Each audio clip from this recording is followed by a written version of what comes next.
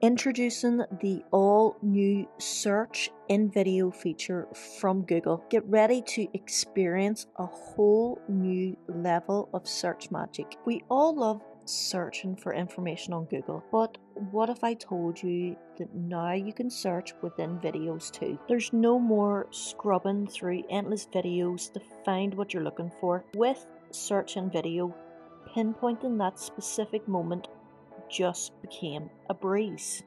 Imagine searching for things like how to tie a tie and jumping straight to the step you need, or discovering the best travel destinations in a matter of seconds. Let's jump into a quick demo. So all you have to do is load up your Google search, type in the query that you're wanting for your video. Then whenever you get to the video that you're wanting to search, all you have to do is hit on the little icon in the top right corner of the video, and that will bring you then into the video player, and you will see an option for search in video. Once you tap on search in video, all you have to do is type in whatever it is that you're looking for. So in this demonstration, you can see I'm typing in onions for a butter chicken recipe, and I can just tap on 2 clips that mention onions, and that's basically it. Hope you enjoyed the video. Thank you for watching. Until next time, peace.